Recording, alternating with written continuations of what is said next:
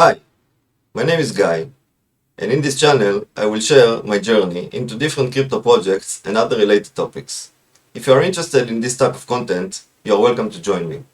In part 1, I presented how I monitor my chia farm with my chia dashboard.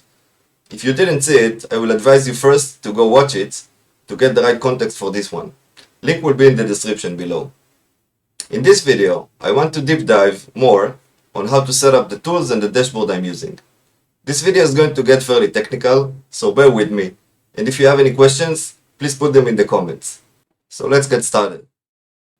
So as a reminder, here is the dashboard. And this is how I monitor my chia farm. So as you can see here, we have different information about our chia farm.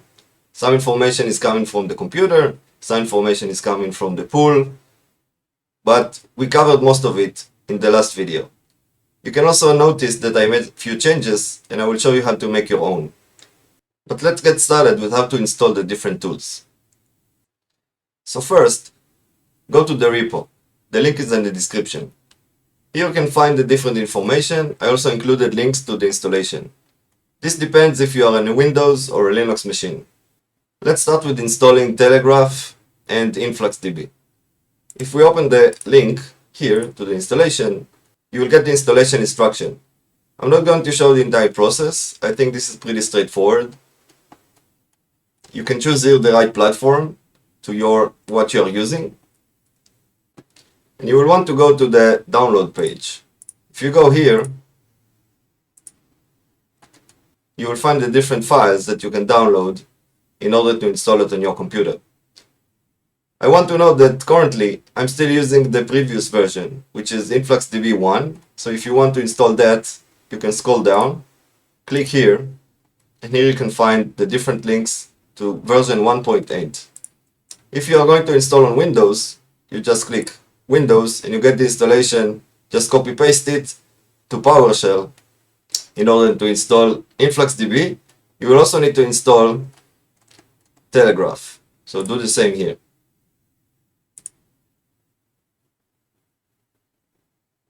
To install Grafana, click the link here, and this is how you install it on Windows. You will want to download. There is an installer for Windows, so this is pretty straightforward. So after you install the Influx DB and you open it, this is what you should see. Here there are different menus, and first you will want to go to configuration.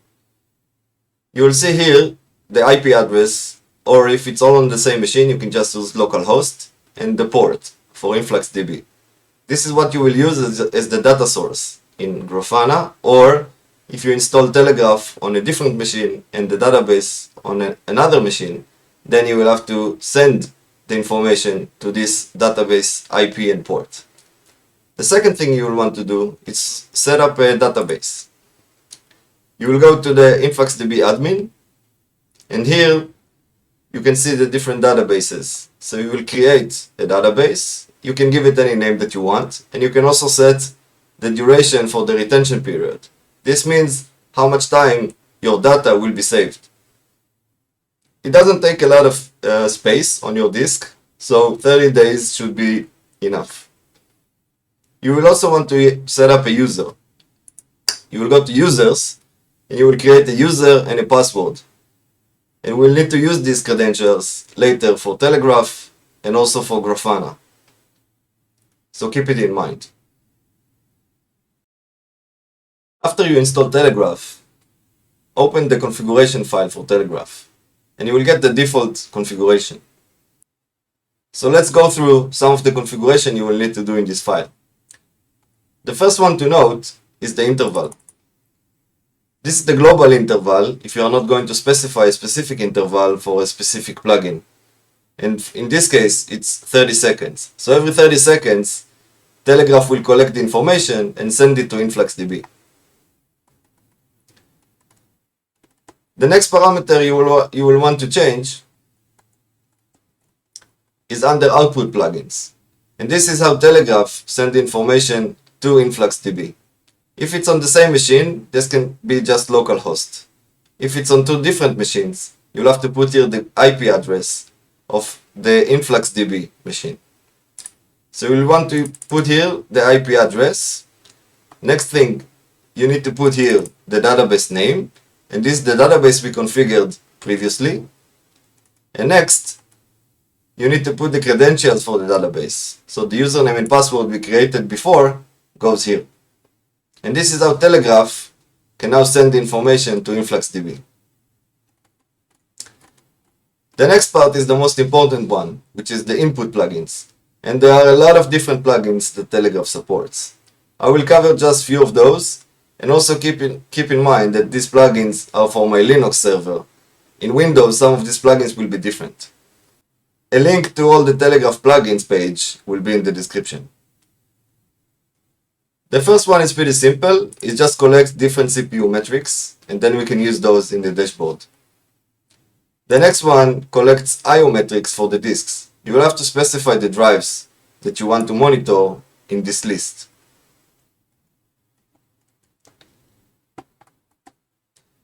There are a few more plugins to collect the memory statistics and some temperature from the temperature for the CPU and for drives.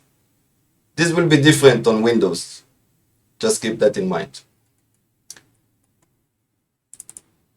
The next one is counting how many active processes. In this case, we want to monitor how many plots are running currently on the machine. So we can just choose a pattern, and this will tell us how many active processes there are with this name. If you are just going to monitor your farm and you are not plotting on this machine, you don't have to use this. The next one can execute any script that you want. In this case, I have a script that monitors the NVMe drive temperature. And the next one is executing a script which collects different data about our chia farm. I will show you the script later. The next plugin tells logs. In this case, we are telling the logs of the plots, so we can get some information about the plot. In this case, we are looking for the total time of creation, time for phase 1, time for phase 2, etc. And this is how we generate the metrics for that. And the next one is telling the chia log. And here is where we can see how many eligible plots do we have and how many proofs did we find, and generate the metrics for that. We will do a small exercise how to do that later. The next plugin is a very useful one, and this is just HTTP plugin, which can make a call to any API. In this case, I'm calling the pool API to get some information about my account. You can use this plugin also, for example, to call Exchange API to get the chia dollar value or euro value if you want, or any other API that you want. And the last plugin we are using is just file count, which is just counting files to know how many plots we have in a specific path. It's also worth mentioning that you can execute different plugins in different intervals. So if you will specify interval for the plugin, in this case, for example, 15 minutes, this is the time it will be executed and not the 30 seconds that you saw in the beginning of the file. Telegraph has many plugins that you can use. So I will put the link to the plugin page in the description. Once you want to use a specific plugin, you can see the default configuration and how to configure this plugin. So for example, if we search for the tail plugin,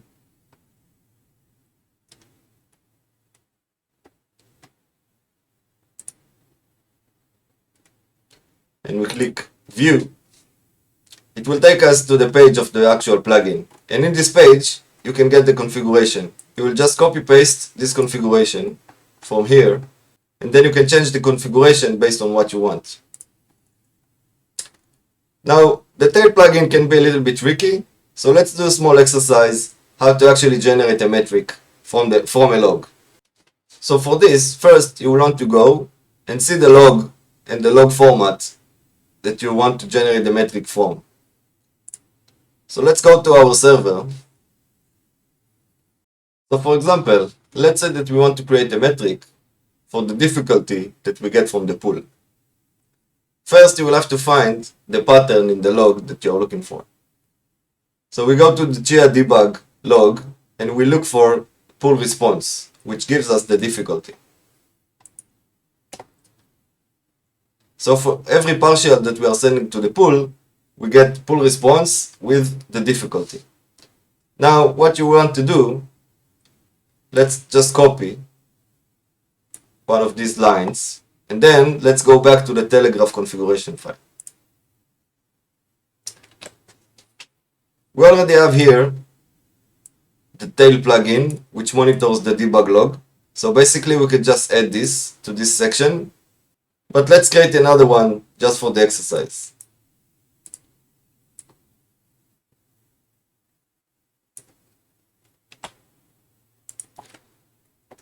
So we can copy it, just use the template. So we're telling the debug log, but now we have to change the pattern to match to our new log. The log starts with the same timestamp, so we can just skip the first part. This will get the timestamp from the log, and this will be the timestamp of the report in the database. Now we don't want to look for the harvester. Now we want to look for this pattern, which is the farmer. If we take this and we copy it here,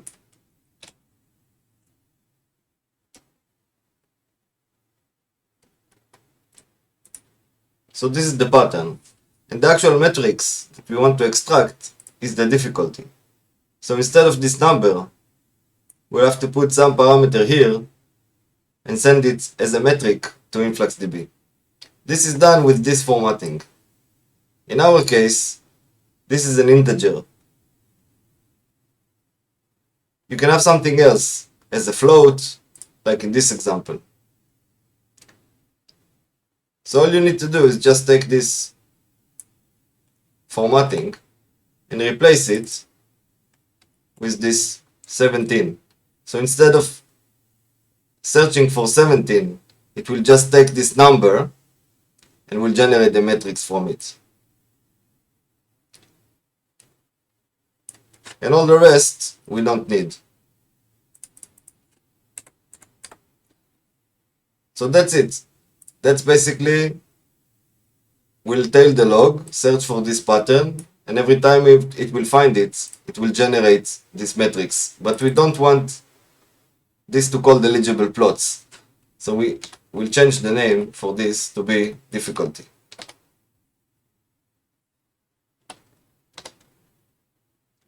One more thing you can do, you can test the plugin configuration.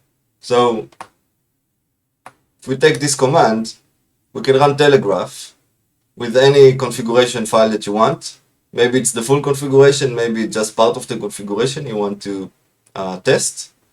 And if you add -- test or -- test debug, and also you can specify a specific input filter that you want to test. So for example, we just want to run the CPU one. If we click enter, then you will see the metric that Telegraph is going to send Influx DB. But since we put here the -- test, it's not actually sending anything. It's just giving you the output so you can test it.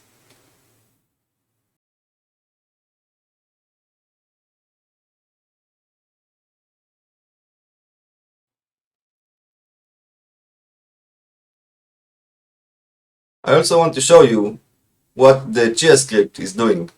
So if we go to the repo and we open this script, so what this script is doing is actually executing chia farm summary, which prints a different information about your chia farm. And we put all these different lines into an array. If we don't want all the lines or all the information, we can just remove some of the lines with these commands. And then we go through the lines and we remove some spaces and formatting just to make it compatible with what Influx DB is expecting. And we also add the timestamp because it's a time series database. For every metric report you're sending, it needs to have a timestamp. And we do some more formatting, and then we just echo the results. And then Telegraph takes these results and send it to Influx DB. So let's see how this works. So if we go and do chia farm summary, this is the information we get. And you can see here that it gives us different information about how many plots do we have, etc. And if we execute the script, then you can see it takes this different information and it puts it in the format that we can send to Influx DB. Now let's talk about how to set up Grafana. So first, we will look at some general parameters that you need to set up in Grafana. You will want to go here into configuration, and if you click here, the first thing you will see is data source. And this is where you will have to define the Influx DB URL. So again, this is localhost if it's on the same machine, or any other IP or URL that you have that points to your Influx DB information, but also you will have to point it to a specific database. So this is the name. You can give it any name that you want. You will give it the URL of the database and Influx DB port, which is 8086. And here you will put the name of the database, the user, and the password. The same parameters that we showed previously for Telegraph. Now that you have the data source, you can start making queries to the data source. So now let's create a new panel from scratch just to show the process. You will go here, click Add Panel, an empty one. And now you will need to make the query parameters. First, you need to select the metric. If you will click here, it will fetch all the different metrics that you already have in Influx DB. So let's start with something simple, like we want to get the CPU. Once you get the CPU, you can click here on the value, and then it will show you the different fields, the different information that you have about CPU. So for example, let's say that we want to use the IO weight. If you want to see the average IO weight, or maybe you just want to see the last one, or the minimum, or the maximum, you can play with different parameters over here. And now we can see the different information, but this doesn't look so nice. So if we want to make this as a time series, we can also aggregate this, for example, by 1 minute, or 1 second, or 10 seconds, or whatever you want, to make a nicer chart. But also maybe we don't want to see this information over time, we just want to see what is the current state of things. So for that, we will want to change the panel type from time series to something like stats. So this will show you the current information. You can also select here the last one. So this is the last report. So this is the current state, but also you can add here the trend for the previous 3 hours. If you don't want this and you just want the number, you can also remove this here in the configuration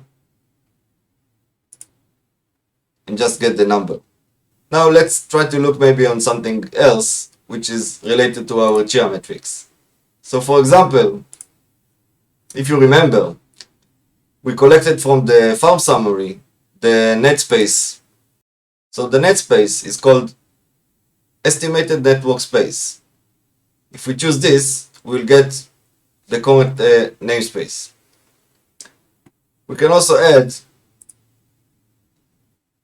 the trend if we want to see what's the trend in the last few hours. Then if you click apply, we'll get this panel and you can resize it and put it anywhere that you want on the dashboard. Now I'm not going to do a full tutorial on how to set up Grafana dashboards, so feel free to play with these parameters and just with the query and the information that you have, and be creative and create your own metrics. There is one thing I want to show you, which is If you want to take the dashboard JSON that I have in the repository and use that, you can go to the dashboard settings, and here you have a JSON model, and basically we'll just go and you paste the JSON from the repository to here, and this is how you will get my dashboard. Now probably you will get some errors in some panels because your metrics are not exactly like mine. So either you go to these specific panels and try to fix it, or just delete the panels that you don't want and use the ones that you want. Okay, so this was it. It was a bit long and a bit technical, and I'm sure I didn't cover everything because I don't want to make this too long. So if you have any questions, put them in the comments, and maybe we'll have to do a part 3. So I'll see you in the next one.